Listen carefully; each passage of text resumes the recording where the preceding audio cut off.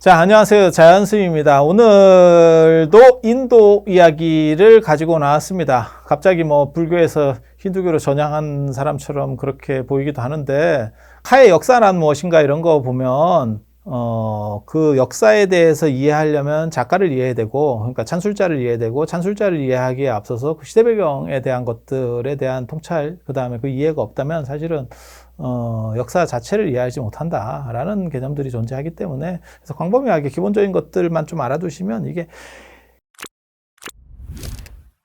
인도에 세 신이 존재하는데, 그게 이제 3 플러스 1이라고 그랬잖아요. 제가 3 플러스 1. 그러니까는 브라흐만, 창조신, 그 다음에 유지신, 비슈누, 그 다음에 파괴신, 시바.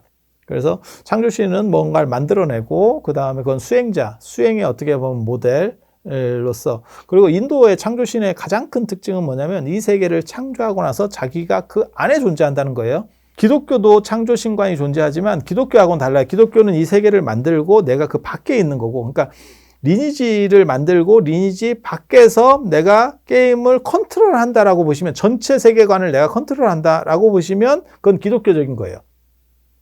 기독교적인 NC소프트의 사장이야.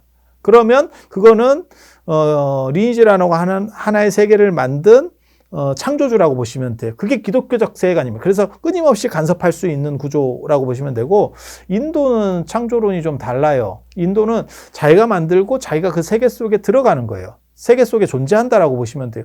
그런 게 가능합니까? 내가 만들었는데 내가 어떻게 세계 속으로 들어가요? 가능하죠. 우리가 꾸는 꿈이 그거예요. 내가 만들고 내가 그 안에 있어. 그런 것도 가능해요. 그래서 인도의 신화 구조의 가장 큰 특징 중에 하나가 뭐냐면 브라흐만이 세계를 창조했다라고 하는 그 가장 큰 특징은 그 안에 브라흐만도 존재한다는 거예요. 그 밖에 존재하는 게 아니어서. 그래서 그 안에 존재하기 때문에 그 안에 존재하는 그 브라흐만의 에너지를 각성하면 내가 깨어날 수 있다라는 특이한 구조의 방식이 나옵니다. 그걸 범아이러라고 하는데 그런 복잡한 얘기를 하려고 하는 건 아니고, 아무튼 인도 창조로는 내가 그 안에 들어가서 존재한다 라는 거, 그런 정도 생각을 하세요. 브라흐만의 가장 큰 특징이 이 창조라고 하는 개념이거든요. 창조. 그런데 비슈누가 브라흐만은 한 기원전 600년대, 700년대쯤에 만들어져서 이제 이게 어느 정도 위치가 잡히는 거고, 기원 전후에 비슈누 신화들이 이제 만들어지고 비슈누 신이 막 띄우게 되면서, 그때 우리가 전 세계를 만들었는데, 브라흐만을 믿던 그런 쪽 신앙 구조에 사는 사람들은 그렇게 얘기하는 거예요. 지금은 힌두교 안에 이들이 존재하지만 옛날에는 다 다양하게 있는 겁니다. 마치 춘추전 국시대처럼. 마치 유럽 생각하시면 돼요. 다 다양한 신을 믿고 있는 거예요. 한 팀은 브라흐만 신을 믿고 있는 거고, 한 팀은 비슈누 신을 믿고 있는 거예요. 그래서 그 비슈누 신을 믿고 있는 쪽 입장에서는, 야, 우리가 진짜 더 대단한 신이야 라고 얘기했을 때, 브라흐만 신을 믿는 쪽에서 뭐라 그러냐면, 그래봐야 우리가 만들었어 라고 하니까, 비슈누 신을 믿고 있는 입장에서 뭐라고 이제 얘기를 하냐면, 실제로 브라흐만이 만들었다는 건 착각인 거고, 실제로는 그 이전에 비슈누 신이 있었어. 그 얘기를 해요. 그래서 비슈누 신이 안 한다라고 하는 큰 뱀이 있습니다. 부처님 제자도 안 하는데, 이게 지복이라고 하는 뜻이에요. 굉장히 아주 뭐랄까 복되다. 이렇게 해서 안 한다라고 하는 큰 뱀에 비슈누 신이 누워 있어요. 저 우주의 대양에서. 그냥 상상하는 거예요. 누워 있어. 그 큰 뱀 위에 이렇게 큰 뱀을 마치 침대처럼 그렇게 해서 자고 있었더니 배꼽에서 이렇게 연꽃이 샥 피어 올라오고 있더래. 그 피어 올라오는 그 연꽃 속에 브라흐만이 있대. 거기서 창조가 이루어졌다는 거예요. 그러니까 브라흐만이 창조했다라고 생각하지만 사실 그거보다 더 이전에 비슈누 신이 있었고, 그 브라흐만을 만든 어떻게 보면 그런 존재가 비슈누야. 그러니까 비슈누야말로 더 위대해 라고 플러스 알파를 또 붙이는 거예요.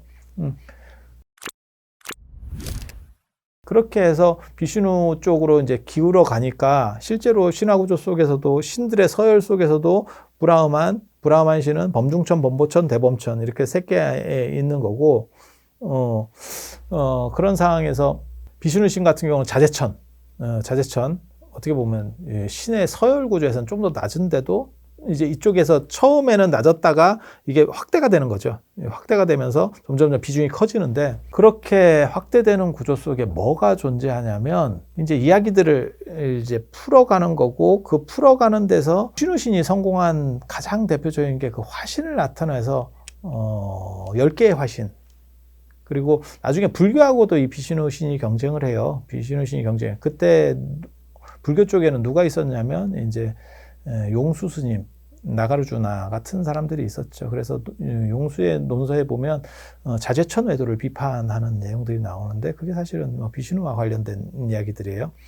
그렇게 해서 이 비슈누신의, 그런데도 가장 큰 특징이, 비슈누신이 성공할 수 있었던 게 유지나 그 다음에 내가 바라문보다 더, 브라హ୍마신보다 더 빠른 창조자야라는 것뿐, 그걸 넘어서서 너네들이 원하는 모든 모습으로 나는 나타날 수 있어 라고 하는 거거든요. 그래서 사실 이 부분이 불교적으로는 관세음보살의 32응신이나 33응신으로도 영향을 미칩니다. 그리고 불교랑 경쟁하는 과정에서 불교를 비슈누의 화신으로 놓습니다. 붓다를 9번째 화신이 붓다예요. 그러니까 크리슈나가 7번째 화신, 그 다음에 라마가 8번째 화신, 그 다음에 붓다가 9번째 화신, 그 다음에 나중에 이제 파괴하는 칼킨 이런 게 이제 10번째 화신, 이렇게 해서 전부, 그러니까 화신 구조 속에 자기를 넣어버리는 거죠. 모든 유명한 것들을 다 빨아들이는 그런 구조. 그리고 그 화신이 아바타라더라. 그래서 지금까지 쓰는 게 영화 아바타, 그 다음에 우리가 게임이나 안 그러면 저 SNS 속에 쓰는 아바타가 사실은 이거라더라. 그러니까 나를 나타내는 어떤 상징성, 그 다음에 나를 표현하는 방식, 이렇게 그런 정도. 그래서 비슈누와 창조 경쟁에서는 사실은 또 다른 이야기가 나오게 됐다. 그러니까 브라흐만이라고 하는 창조주라고 하는 특수성을 비슈누신이 가져가는.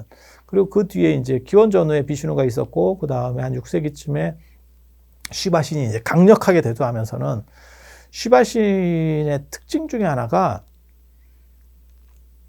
이런 얘기를 해서 좀 그럴 수도 있는데, 이게 성기숭배입니다. 성기숭배. 그래서 시바신이, 삼신이 창조주 얘기를 할 때 나오는 게, 브라흐마는 모든 것을 만들었다. 이 세계를 만들었다. 그러니까 비슈누가 그래봐야 내 배꼽 위에서 나온 거에 불과하다 라고 하는 거고, 브라흐마는 이런 식으로 얘기할 때 하나의 엄청나게 거대한 고추가 이렇게 쭉 땅에서부터 솟아 올라오더래. 거대한 성기. 이 성기숭배가 다산, 그 다음에 풍요 이런 것과 관련된 어떻게 보면 농경문화라고 보시면 돼요. 그러니까 우리나라에도 있습니다. 그게 이제 선돌 입석, 그 다음에 장승, 벅수, 그리고 미륵 이런 것들도 약간 성기랑 관련이 돼요. 다 서 있는 것들, 그런 것들. 그리고 이게 근세로 넘어가면 사실 이게 중세까지 이런 것들이 좀 작용하다가 사실 이게 다 탈각되는데, 인도 쪽은 희한하게도 그 성기 숭배 쪽이 계속 내려옵니다. 현재까지도 내려와요. 그래서 시바신의 신전, 그러니까는 시바신을 모시는 모든 신전에 가면 거의 메인이 중앙에 성기입니다. 그러니까 시바신은 심볼 자체가 그냥 성기예요. 좀 너무 충격적이죠. 그래서 힌두교 믿는 여성들이 이렇게 가면 그렇게 성기를 만들어 놓은 거에다 이렇게 뽀뽀를 하고 이렇게 쓰다듬으면서 이렇게, 몰라. 아무튼 그런 걸 해요. 그래서 옆에서 볼 때는 참 남사스러운. 그리고 남인도 쪽에 가면 진짜 그냥 성기가 시바신을 우리식으로 말하면 절에 가면 부처님 이렇게 쫙 돌려 있는 그런 절들이 있잖아요. 거기는 진짜 밭입니다. 야, 이렇게 많은, 이걸 도대체 어떻게 이해해야 되지? 그래서 그게 약간 문화가 달라. 그리고 그렇게 되는 이유 중에 하나는 뭐냐면, 인도는 더운 지역이라서 성적인 부분에 상당히 자유로워요. 그리고 노출이라고 하는 부분이 있고, 아시는지 모르겠는데 유목 문화가 사실 노출 부분에서 좀 자유롭고, 그다음에 농경 문화가 이렇게 큰 혼이 있고, 노출 자체, 신체의 노출 자체를 이렇게 약간 부정적으로 봅니다. 그래서 불교가 우리나라에 들어왔을 때 가장 충격적이었던 게 석굴암 불상이에요. 석굴암 불상은 오른쪽 어깨를 까고 젖꼭지를 보이는, 이게 굉장한 노출이에요. 동아시아에서는 있을 수 없는 노출이 그 당시에 일어났던 거예요. 그게 인도의 유목문화 전통, 그러니까 인도는 나중에 농경화됐지만 유목문화라는 전통이 존재하기 때문에 노출로부터 관대했었던 거고, 또 얘네가 더워요. 그러다 보니까 노출에 대한 부분, 그 다음에 성에 대한 부분이 크게 문제가 안 됩니다. 후대에는 이제 좀 인식이 바뀌는데, 그래서 성기 부분이라든가 이런 걸로부터 상대적으로 자유로워요. 우리도 마찬가지예요. 고려시대 때까지만 해도 남녀가 그냥 개울에서 혼탕을 같이 목욕을 해요. 그게 이제 서궁의 고려도경 같은 데서 나오거든요. 그게 유목문화 전통이 어느 정도 남았을 때. 그리고 농경문화 같은 경우는 장유서를 강조하는 거고, 유목문화는 젊은 사람 중심이고, 그 다음에 위아래도 없고, 지금 현대도 그렇게 가는 거죠. 그러니까 우리가 사회적으로 변화가 일어나는 거죠.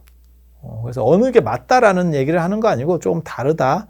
그래서 인도는 유목문화에서 출발해서 농경문화로 바뀌었기 때문에 유목문화적인 노출에 관대한 측면들이 어느 정도 존재했고, 그 다음에 더웠기 때문에 얘네는 헐벗을 수밖에 없었고, 그러니까 옷을 많이 안 챙겨 입는 문화가 존재하게 되고, 어느 정도 덥냐면 여름에 45도까지 올라갑니다. 그러니까 옷이라는 부분이 상대적으로 자유로울 수밖에 없겠죠. 이게 고려불화나 이런 데 보면 아주 스카프 같은, 실크 스카프 같은 그런 것들을 관세음보살이 입고 있어요. 그걸 사라라고 하는데, 그런 식을 모기장 같은 걸 입는 게 입어도 다 보입니다. 시스루지, 시스루. 그런 식으로 될 수밖에 없는 게 이런 인도 문화의 특징이에요. 그래서 인도의 성기 숭배가 지금까지도 존재한다라는 거, 그런 정도 생각하시고, 비슈누하고 브라흐만이 누가 더 앞이냐라고 이렇게 얘기하고 있을 때 땅에서 엄청나게 거대한 솟아 올라왔대. 쫙 올라온대. 그게 손오공 얘기랑 비슷해요. 손오공이 부처님하고 이렇게 경쟁할 때 보면 뭐 10만 8천일 근두운 타고 가서 쫙 갔더니 어디에 가니까 매 우주의 끝에 가니까 이렇게 손가락이 서 있고 여기다 오줌 싸고 여기까지 왔다 이렇게 하니까 그게 알고 보니까 부처님 손바닥이었다, 뭐 이런 거하고 똑같아요. 저게 도대체 뭐지? 이러면서 그 꿀을 따라서 위에까지 쫙 가봤는데 너무 속도가 상승 속도가 빨라서 그 꼭대기를 볼 수가 없대. 그러니까 이 두 신은 브라흐만하고 비슈누는 그러니까 시바의 정점을 볼 수 없는 거야. 그래서 계속 위로 그러더니 그 갈라지면서 시바 신이 나왔대. 그래서 너네는 게임이 안 돼 라고 하는, 이거 굉장히 재밌어요. 그래서 너네는 나랑 비교할 수 없어 라는 식으로 어필을 하는 거고, 그래서 시바 신의 상징은 지금까지도 링가라고 하는 그 관련돼서 아주 기가 막힌 이야기가 있습니다.